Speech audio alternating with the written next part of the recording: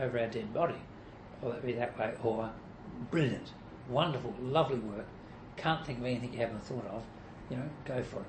If we weren't giving that advice, in the workshop we would. Yeah. Because you sort of, again, that argy-bargy, toing and froing, what about this, what about that, sort of, here's a slide presentation, what one. So our advice was, as far as I'm always, we were strict about that, always through DSE. Okay. Sort of, and this other group, whatever it's called, you'll have to find that out. It's a bit of a blank in this process. That sounds like. And so our answer would certainly be, and now of course there'd be other considerations which that group was using. Here's the technical advice. Here's the independent expert advice. Mm-hmm.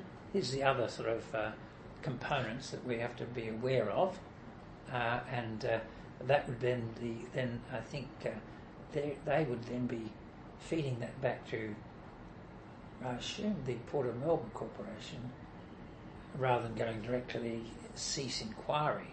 Yeah. That's why I'm just wondering.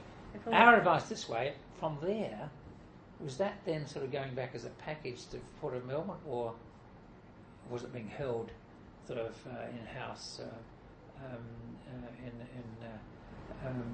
vis-a-vis the cease inquiry as to sort of what the process was then? So I'm not aware of that. Okay, all right. I should imagine it would be going back to the Port of Melbourne Corporation, sort of, here's what we think, here's these other considerations, sort of, and here's how you better frame it vis-a-vis your submission to the cease. Yeah, so I guess if I speak to Darren, the question is how many points are there on that line between the advice you're providing and the advice that's received?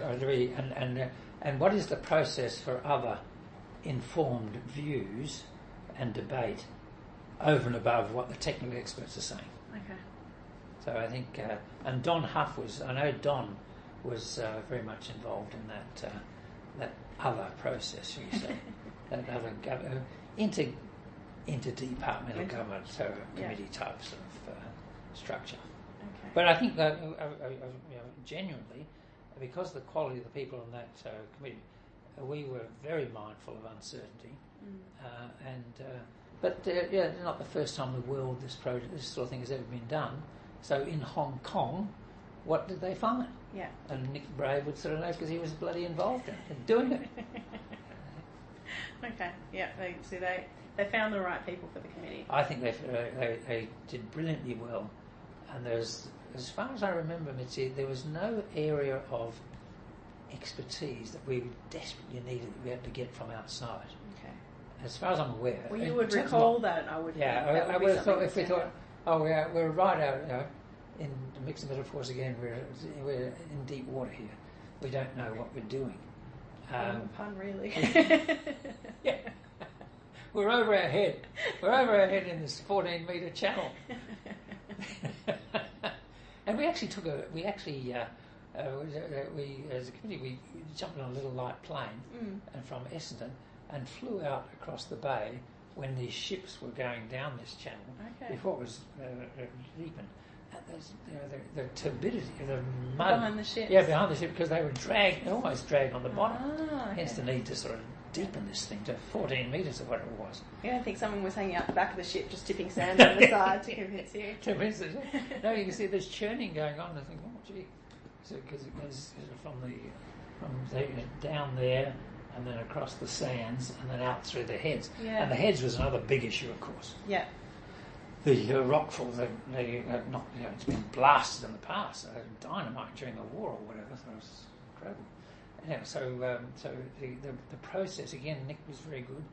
The process of widening and deepening, so that without all the rock falling down and sort of and destroying stuff which is 50 metres deep, which you can't sort of monitor very well because it's sort of, you don't have little sort of machines down there measuring all the time. So there's all those issues, but I know one of the major issues for us in this whole process was this environmental monitoring program. The one that continued afterwards? Dealing with that uncertainty, exactly. Dealing with that, it's not just an engineering project. We've got all the answers. This is the way to go, and it's up to you're going to have to monitor what happens subsequently. And here are the elements of a monitoring program. and where you place these monitors, etc., etc. Yeah. On the seabed, the grass seabeds, sort of, etc., etc. And that occupied quite a bit of effort to advise on what that subsequent monitoring should be. Okay, all right, that's a good lead into the next sort of area, which is around the longevity of decisions. And we've got about half an hour, so I think we're going okay. Oh, good. We're doing all right? We are. We've got a couple of questions here, and then we'll turn to sustainable development. So with around the longevity, I guess if you reflect on the project and the elements you were involved with, what were the particular elements or attributes, sorry I'm using a lot of words, I'll make the question shorter, what was particularly effective about it? What were the things that you... About our committee? Yeah, or you're involved, the committee or any other way you're involved. Yeah. I think the effectiveness, I think, came about because we were fairly clear, we were clear, very clear on who we were advising.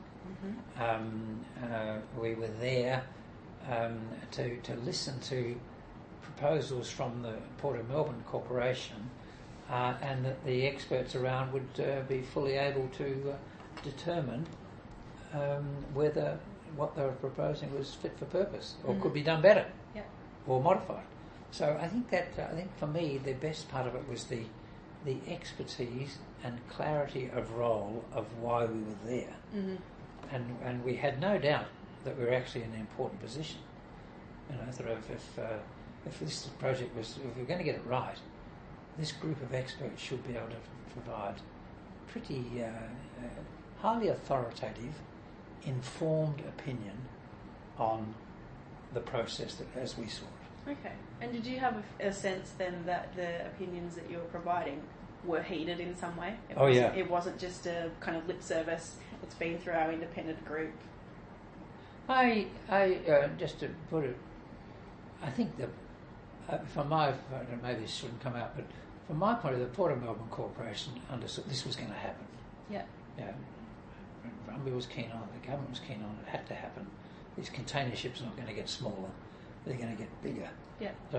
So yes, it was going to happen. However, I think they might have got their comeuppances in the first round of the ES, and sort of with that group, they knew, and of course they got all their consultants, some of who are sort of associated with or competitors of some of the people on this committee, or sort of from a different viewpoint. So I think they could see this group as a way of ensuring that the probability of success with respect to CEASE was improved markedly by having this group reassure the government, and in as I say, a format which I think was quite brilliant. Workshops, sort of briefings. We'd listen and we'd feedback, and they'd go away and work on it, sort of, and then give us a better proposal, which we would then assess, which would go to DSE, which would whatever. Okay. So I think the elements. I know I haven't answered yours. No, you have. Precisely, but I think the quality, the expertise, which is around the table, and the motivation of the people on it. You know, they weren't there. We're going to stop this project come hell or high water, and I'm going to think of 10,000 ways of why it shouldn't go ahead. Yeah. Or we're not here absolutely rabidly for this program, and anything will go as long as it happens.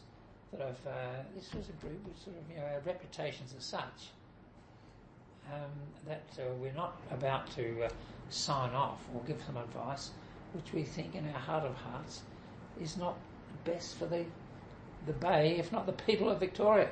Okay. So you were clear on your role in the project. Clear on the role. And you knew what would happen with the advice or wouldn't happen with the advice. And well guided, clear on our role and well guided by DSE, Darren and Tom. So you had clear direction from the party that you were reporting to. And left in no doubt that we were being listened to. Yeah. And that DSE was highly dependent on sort of, you know, if we had said, you know, we'd given it a thumbs down, they knew they had a problem. Yeah, okay. Sort of, and we better find out why. The IEG down on this particular. There weren't too many instances of that, but so there was